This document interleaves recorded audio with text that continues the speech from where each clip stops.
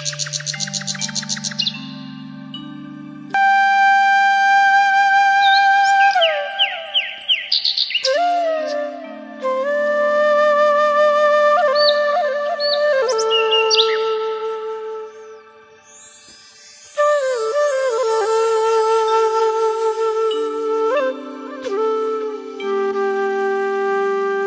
বন্ধুরা, good morning. কেমন আছো সবাই? আশা করি সবাই খুব ভালো আছো, আর আমিও মোটামুটি ভালোই আছি।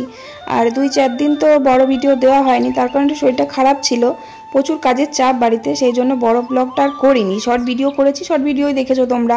আবার আর অনেকে কি বলো তো, অনেকে না আমার শর্ট ভিডিও দেখতে পায় না, অনেকে বড় ভিডিও দেখতে ভালোবাসে, এবার শর্ট ভিডিওগুলো চোখে পড়ে না। আবার অনেক সময় যারা শর্ট ভিডিও দেখে আমার, তারা আবার বড় ব্লগগুলো দেখে না। মানে এরকমই, আমার তো শর্ট চ্যানেলই ছিল আগে, আমি তো কখনো ভাবিনি যে বড় ব্লগ করব বা কিছু। তোমাদের জন্যই কমেন্টে তোমরা বলেছিলে বারবার যে বড় ব্লগ করো, বড় ব্লগ করো, তাই জন্য বড় ব্লগটা করা। তা না হলে আমি শর্ট ভিডিওই তো করেছি পুরো প্রথম থেকে, প্রায় মনে হয় আমার 300-400টা হয়তো শর্ট ভিডিওই আছে, হয়তো তার থেকে বেশি শর্ট ভিডিও করেই আমি আর কি আমার চ্যানেলটা গ্রো করেছিলাম। আবার অনেকে আছে আমার শর্ট ভিডিও দেখেই আমার বড় ভিডিওগুলো চোখে পড়েছে, এরকমও অনেক আছে। তো আবার অনেকে আবার শর্ট ভিডিও পছন্দ করে। কিছুদিন আগে শর্টগুলো ছাড়ছিলাম তো অনেকে কমেন্ট করছে যে এতদিন তুমি ভিডিও দাওনি কেন, এতদিন কোথায় ছিলে? কারণ তারা আমার বড় ভিডিও দেখে না, সেই জন্য। আবার যারা বড় ব্লগ দেখে, শর্ট দেখে না, যদি একদিন বড় ব্লগ না দিই, তাহলে যদি শর্ট দিয়ে দিই, তাহলে শর্টগুলো তো দেখতে পায় না, তখন বলবে তুমি ব্লগ দাওনি কেন আজকে। তো যাই হোক, এরকম হচ্ছে ব্যাপার। তবে শর্ট ভিডিওতে একদমই ওয়াচ টাইম কম বাড়ে, খুবই কম। বড় ব্লগে করলে পারে একটু ওয়াচ টাইম বাড়ে, আর লাইভে আসলে ওয়াচ টাইম ভালোই বাড়ে।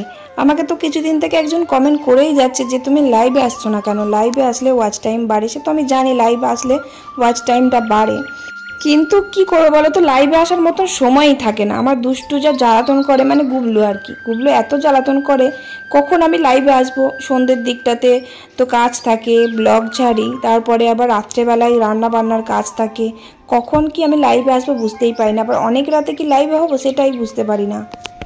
তোমরা সেই হাজারো আমাকে কমেন্ট করেছিলে যে দিদি ভাই লাইভে আসো একদিন, লাইভে আসো একদিন, তাই জন্য ওই একদিনই এসেছিলাম। তারপর তো দেখতেই পাওনি আমাকে, দেখেছো কি? কোনোদিনও লাইভ হয়নি, আর ওই একদিনই হয়েছিলাম। তো ভাবছি এবার থেকে একটা টাইম মেনটেন করে এবার রোজ লাইভে আসবো। তোমাদের যত কথা আছে, যত কোশ্চেন আছে, সব জিজ্ঞেস করবে আমাকে, আর আমি অ্যান্সার দেবো। তো যাই হোক, এই যে সংসারের কাজে আবার লেগে পড়েছি। কয়দিন তো বেশ ভালোই ছুটি খেলাম, 3 দিন মতন ঘুরতে গেছিলাম, ওখানে গিয়ে বেশ ভালোই এনজয় করলাম। দিদির বাড়ি, মামা শ্বশুরের বাড়ি, একজন কমেন্ট করেছে মামা শ্বশুরের বাড়ি কোথায়, মামা শ্বশুরের বাড়ি পাটুলি। আর মাসি শাশুড়ির বাড়ি গেছিলাম, মাসি শাশুড়ির বাড়ি অগ্রদ্বীপ। আর দিদির বাড়ি গেছিলাম, দিদির বাড়ি হচ্ছে দেবগ্রাম লাইনে একটা গ্রাম আছে লোহাসা, ওখানে হচ্ছে দিদির বাড়ি। বেশ ভালোই আনন্দ হলো কয়দিন। তবে বড় ছেলে গেলে আরও কিছুদিন থাকতাম, আরও আনন্দ হতো। তবে ভাবছি গরমের ছুটি পড়ে গেলে বড় ছেলেকে নিয়ে যাব, কারণ ও তো কোথাও ঘুরতে যেতে পায় না। আর যখন পরীক্ষা হয়ে গেছিলো তখন বলেছিলাম যাওয়ার জন্য, কোথাও যায়নি, কম্পিউটার নিয়ে ব্যস্ত ছিল, কম্পিউটারে গেম খেলতে খুব ভালোবাসে তো, সেই জন্য। তো যাই হোক, এবার গরমের ছুটি পড়লে ওকে ঘুরিয়ে নিয়ে আসবো, খুব বোরিং হচ্ছে বাড়িতে থাকতে থাকতে। তবে কারো বাড়ি যেতে পছন্দ না করলেও ও কিন্তু মামা বাড়ি যেতে খুব পছন্দ করতো আগে, এখনও বলে মা মামার বাড়ি যদি মামা থাকতো বা দিদা থাকতো তাহলে কিন্তু মামার বাড়িতে যেতাম। আমার মামার বাড়ি যেতে ভীষণ ভালো লাগে, ছোটোবেলা থেকেই খুব কিন্তু কম গেছে মামার বাড়িতে, মানে ঘন ঘন আমি কখনো যেতাম না, মানে খুবই কম। মনে হয় না কোনো মেয়ে বাপের বাড়িতে অত কম গেছে, আমার মতন খুবই কম গেছি। আর মামা, তারপরে দিদা, মানে আমার মা ওকে তো খুব ভালোবাসতো, তো সেই জন্য আদরটা পেয়েছে ওখানে আমার। আর আমার গুবলু সোনা তো দিদার মুখ দেখেই যেতে পারলো না, দিদাও দেখতে পারলো না তার ছোট নাতিকে। তো যাই হোক, তারপর সব কাজ কমপ্লিট করলাম, দিয়ে ছাদে এলাম। এগুলো কি বলো তো, এগুলো সব আলু, বড় বড় আলু, একদম বড় বড় সাইজের আলু, দেখে বোঝা যাচ্ছে না, মনে হচ্ছে ছোট ছোট, কিন্তু খুব বড় বড় সাইজের আলু। এগুলো কেটে রোদে দেওয়া আছে, মানে কেটে না, কেটে সিদ্ধ করে রোদে দেওয়া আছে। তার কারণ হচ্ছে এগুলো পাঁপড় করা হবে, প্রত্যেকবারই করা হয়, আগের বছর করা হয়নি, তার কারণ প্রচুর চড়া দাম ছিল, বড় দাম আছে। কিন্তু আলুর পাঁপড় খেতে বাড়িতে খুব ভালোবাসে, বিশেষ করে আমার বর, ওই আলুর পাঁপড় দিয়েই ভাত খেয়ে নেয়। আমার বড় ছেলেও খুব ভালোবাসে। আর আমরা যখনই আলুর পাঁপড় করি না, তখন ওই বড় বড় যে মুড়ির ড্রামগুলো আছে না, ওই তেলের যে ড্রামগুলো আছে, ওই ড্রামগুলো 1 ড্রাম করে করি। আর ওই যে যখন বর্ষা পড়ে যাবে না, তখন এই আলুর পাঁপড় দিয়ে ভাত খেতে খুব ভালো লাগবে। তারপরে আবার শীত এসে গেলেও থেকে যাবে সেই পাঁপড়গুলো, কত ভালো লাগবে, এই জন্য বেশি করে করা হয়। তো এই আলু দেখেছো তো কতগুলো পাঁপড় আমাদের রোদে দেওয়া আছে, এগুলো সব আলু, বড় বড় আলু, এত বড় বড় আলু, কেটে এই সেদ্ধ করে নুন দিয়ে সেদ্ধ করে রোদে দিয়ে পাঁপড়, কি সুন্দর হয় খেতে। পাঁপড়গুলো ভাজলে আবার তেলও কম টানে। আর আমি কটা আম কেটে দিয়েছিলাম, এখানে আছে কটা খোসা শুদ্ধ আর এখানে আছে খোসা ছাড়ানো, এটা আচার করব। আর খোসা শুদ্ধ যেটা আছে ওটা শুকনোই থাকবে, ওটা সেই কি বলে শুকিয়ে যায় না, আমলকি যেটা বলে, ওই আমলকি করব। ওটা শুকিয়ে গেলে কোটোয় ভরে দেবো। বাবা কি রোদ! শুকিয়ে গেলে কোটোয় ভরে দেবো, দিয়ে যখন বর্ষা পড়বে না তখন খুব ভালো লাগবে খেতে। ছোটো ছোটো গাছটা আম পড়ে গেছে। জেঠু কালকে এক ব্যাগ আম নিয়ে এসেছিলো, ওই আমগুলো সব কেটে দিলাম। আর আমাদের গাছ থেকে যত আম আছে না সব ঝরে পড়ে যাচ্ছে। আর অনেকগুলো আলু দিয়েছে, কালকে আমার বরই আলুগুলো কেটেছে রাত্রেবেলা, মা সকালে সিদ্ধ করে দিল, দিয়ে ওই আবার মেলে দিয়ে গেছে। আর আমি কদিন আগে দিয়েছি কটা পাঁপড়, অল্প কটা দিয়েছিলাম, আজকে কিন্তু খুব বেশি এক হাঁড়ি দিয়েছে আমার বর। প্রায় মনে হয় 2-3 কেজি আলু হবে, তারও হয়তো বেশি। অনেকগুলো আলু, 1 বস্তা আলু নিয়েছে, তা সেখান থেকে আর কি রান্নার খাওয়া হচ্ছে, আর এই যে পাঁপড়ও করে দেওয়া হচ্ছে। তো আমার বরই কালকে বসে বসে রাত্রেবেলা দোকান থেকে বাড়ি এসে আলুগুলো সব কেটে জলে ভিজিয়ে রেখে দিয়েছিল। সকালবেলা ধুয়ে একটু নুন দিয়ে সিদ্ধ করে, মানে একটু ভালো করে সিদ্ধ করতে হবে যাতে সিদ্ধটা ভালো হয়, দিয়ে রোদে দিয়ে দিলেই বেশ একদম কি সুন্দর শুকিয়ে গেলে পাঁপড়গুলো এত ভালো লাগে না খেতে।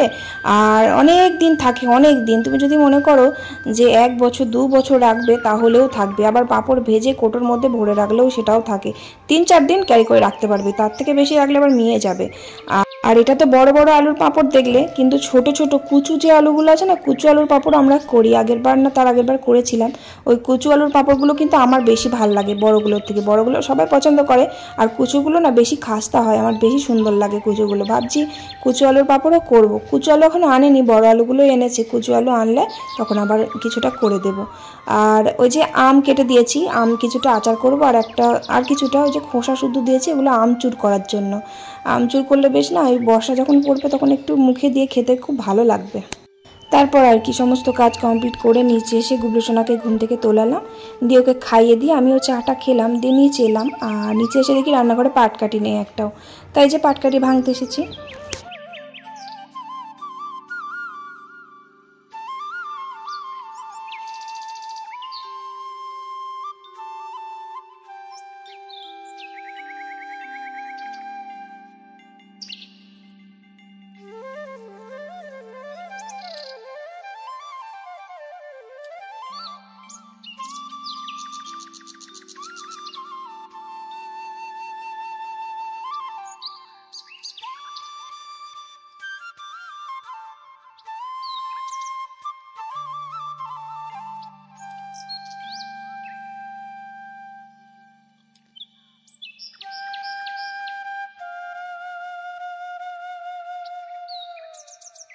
সকাল সকাল কাজ হয়ে গেছে, সকাল সকাল ভাতটা ওইদিকে বসিয়ে দিয়েছি। পাটকাটে নিয়ে এসে ভাতটা বসিয়ে দিলাম।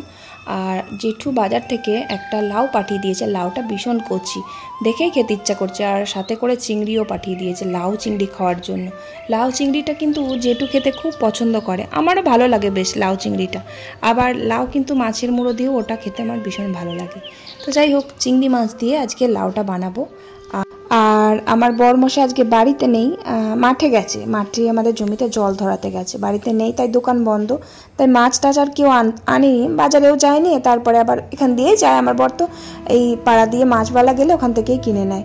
তো আমি ভাবলাম তাহলে কি রান্না করব, তাই একটু মাংস নিয়ে আসলাম। আমার দেওরের তো মাংসের দোকান আছে, তাই একটু মাংস নিয়ে আসলাম। ওই লাউ চিংড়ি আর একটু আলু দিয়ে মাংসের ঝোল করব, ব্যাস, আর কিচ্ছু রান্না করব না ভাবছি।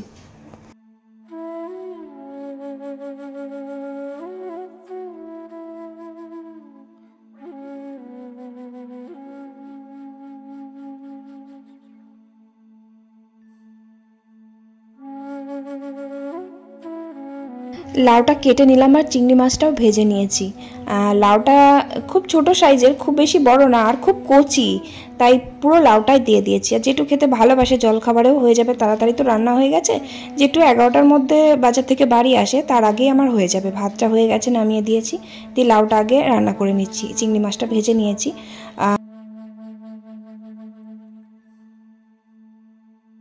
তো যাই হোক, লাউটা বসিয়ে দিলাম, দিয়ে বসিয়ে দিয়েছে। এই যে আজকে জলখাবারে না মুড়ি খাচ্ছি। জলখাবারে মুড়ি খেলে না শরীরটা বেশ একটু ঝরঝরে থাকে, গরম পড়েছে তো, জলখাবারে ভাত খেলে শরীর কেমন ভারী লাগে, তারপরে ঘুম পায় প্রচণ্ড। এই গরমের বেলা আসলে আমার বড় কষ্ট হয়, যেমন উনুনের ধারে গরমে রান্না করতে কষ্ট হয়, তারপরে আবার ভাত খেলে এত ঘুম ধরে চোখে, রান্না করতে ইচ্ছা করে না। জলখাবারে ভাত খেলেই আমার ঘুম পেয়ে যায়, মনে হয় গিয়ে চুপচাপ শুয়ে পড়ি।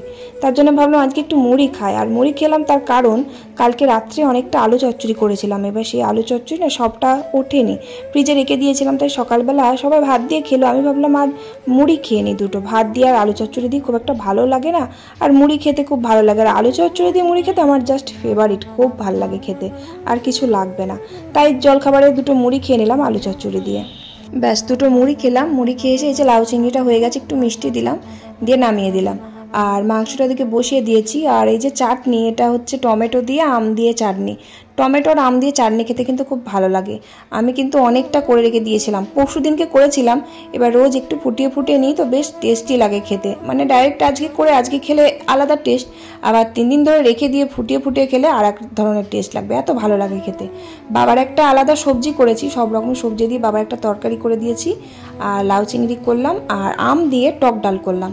আর ওই যে মাংসটা আলু দিয়ে একটু অল্প মতন ঝোল করলাম, ব্যাস রান্না কমপ্লিট। রান্নাঘর পরিষ্কার করে কড়াইটা মেজে ধুয়ে উপরে এলাম। আর এটা কি বলতো, এটা না ওই ব্লুটুথ কানে দেওয়ার জন্য এই যে হেডফোনগুলো, আমার এটা খুব দরকার ছিল। কারণ রান্না করতে করতে না আমি খুব গান শুনি, জানো তো। এবার গান শুনলে না জোরে জোরে আর কি আওয়াজ হয়, তার জন্য এটা আমার অনেক আগেই নেওয়া দরকার ছিল। আর নেবো নেবো করে নেওয়াই হয় না, অর্ডার দেওয়াই হয় না, তো অনলাইন থেকেই নিয়েছি। এটা বেশ ভালো। তো এটা বোটের, এটা 1000 টাকা দাম নিয়েছে। ভালো, বেশ সুন্দর। কালারটা আমি এরকম গ্রিন কালার নিলাম, ডিপ গ্রিন। আর এই যে ইয়ারবাডসগুলো দিয়েছে 5টা দিয়েছে, মানে এক্সট্রা 5টা, একটা লাগানো রয়েছে আর 4টে, 5টা, টোটালি 5টা। আমি কিন্তু ওপেন করে দেখে নিয়েছি আগে, গান টান শুনে দেখলাম, খুব সুন্দর।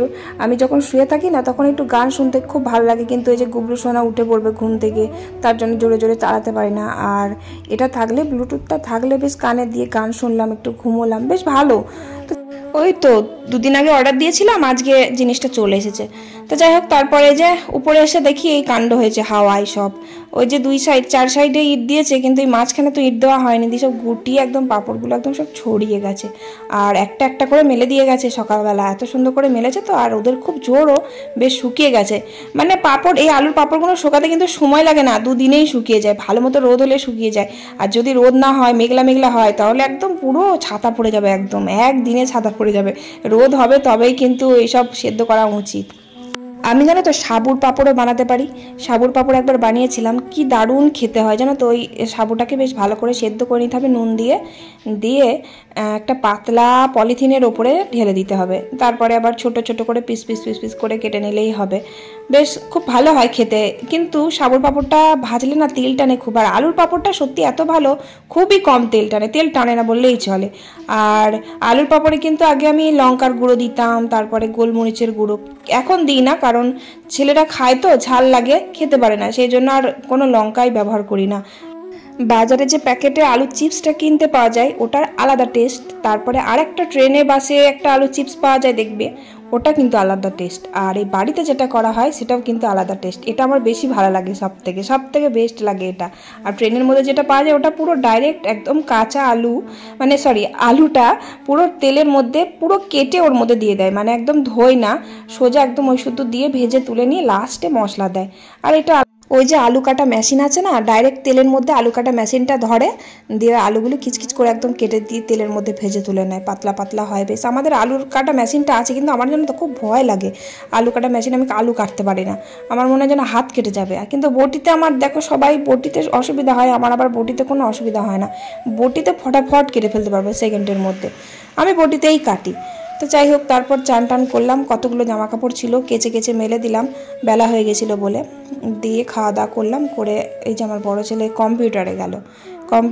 আর আমার এই যে গুবলু সোনা ঘুম থেকে উঠে পড়েছে, এবার ওকে খাওয়াবো।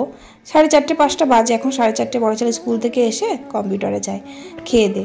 তারপরে গুবলু সোনাকে খাইয়ে দাইয়ে নিচে মায়ের কাছে দিয়ে আসলাম। এই যে বাসনগুলো ধুয়ে নিচ্ছি, দুপুরবেলা খাওয়া দাওয়ার বাসনগুলো।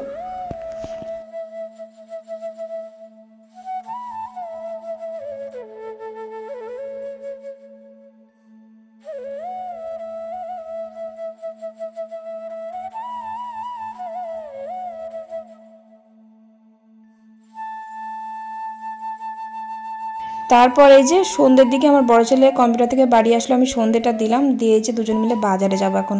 মানে সংসারে টুকিটাকি জিনিস কিনতে হবে, সেই জন্য ওকে নিয়ে বাজারে যাচ্ছি, জিনিসগুলো কিনে নিয়ে আসবো।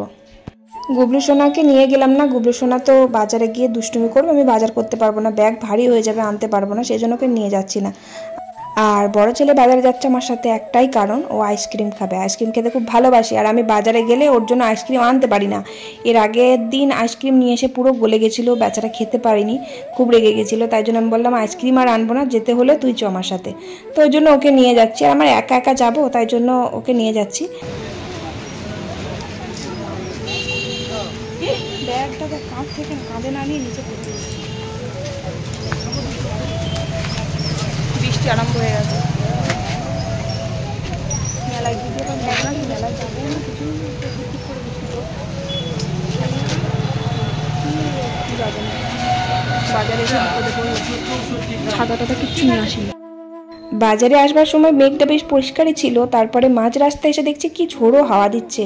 তারপরে যে বাজার টাজার করা হয়ে গেছে, প্রচুর ভিড় ছিল দোকানে, বাজার টাজার করার পর দেখছি আবার বৃষ্টি পড়ছে হালকা হালকা, আবার ছাতাও নিয়ে আসিনি, আবার ঝড় উঠছে হালকা। আমার খুব ভয় লাগে ঝড় টর, এবার বাড়ি থেকে বাজার অনেকটাই প্রায়, তাই বাজারে গেলে ঝড় বৃষ্টি হলে আমার খুব ভয় লেগে যায়। তো যাই হোক, কিছু হয়নি, একটু হালকা হালকা বৃষ্টি পড়ছিল, ওতেই চলে আসলাম। আর বড় ছেলে আইসক্রিম খেলো ওখানে। তারপরে এই যে বাজারগুলো সব করে নিয়ে আসলাম, এই এটা ওটা সেটা।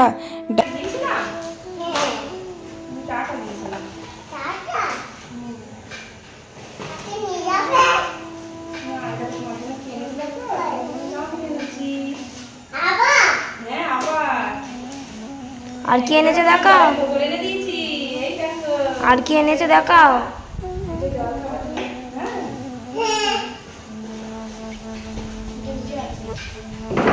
আর ক্যাডবেরি এনেছে দেখাও।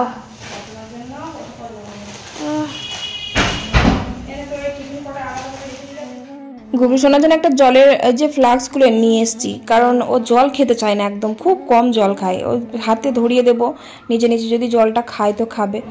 আর চাউমিন নিয়ে আসলাম 2 প্লেট, নিচে মাকে 1 প্লেট দিয়ে এসেছি, মা তো বলছে এতটা খেতে পারবো না। আর এদিকে আমার বরমশাই আবার দেখছি এসে মুড়ি খাচ্ছে, তো বলছে আমি তো খাবো না, আমার মুড়ি খাওয়া হয়ে গেল, আমি চাউমিন খাবো না। তাই বসে বসে আমি আর আমার বড় ছেলে এতটা চাউমিন খাবার, রাত্রেবেলা আর কিছু খাবো না, কারণ এতটা চাউমিন খাওয়ার পর রাত্রেবেলা আর ভাত পেটে ঢোকে। আর আমার গুবলু সোনা চাউমিন খেতে ভালোবাসে বলেই চাউমিনটা নিয়ে আসা। আর ভাবছিলাম যে বিরিয়ানি নিয়ে আসবো, বিরিয়ানিটা আমার খেতে খুব ভালো লাগে, খুব প্রিয় বলতে পারো। কিন্তু বড় ছেলে বললো বিরিয়ানি নিতে হবে না, চাউমিন নাও। বাড়ি এসে বলছে মা বিরিয়ানি নিয়ে আসলেই ভালো করতে, চাউমিন না নিয়ে কি বলবো বলো তো। আর আমার বড় ছেলে কিন্তু হাতে করে চাউমিন খেতে খুব ভালোবাসে, মানে চামচ ইউজ করে না কখনোই না। ছোটোবেলা থেকে ওকে চামচ দিলে চাউমিন কখনোই খেতে পারে না, ভালো লাগে না ওর খেতে। যে চামচই দিই চাউমিন খেতে কিন্তু কাঁটা চামচেই খুব ভালো খাওয়া যায়, কিন্তু ও খায় না, ও হাতে করে পছন্দ করে। যে কোনো খাবার যদি পায়েস দিই চামচ দিই, তাহলে পায়েস চামচে করে খায় না, হাতে করে খায়, ওর একটা অভ্যাস ছোটোবেলাকার। ব্যাস সন্ধ্যের টিফিন আর রাতের ডিনার একবারে কমপ্লিট হয়ে গেল। তো চলো আজকের ভিডিও কেমন লাগলো কমেন্ট করে অবশ্যই জানিও। ভালো থেকো সবাই, আজকের মতো tata, bye bye, good night.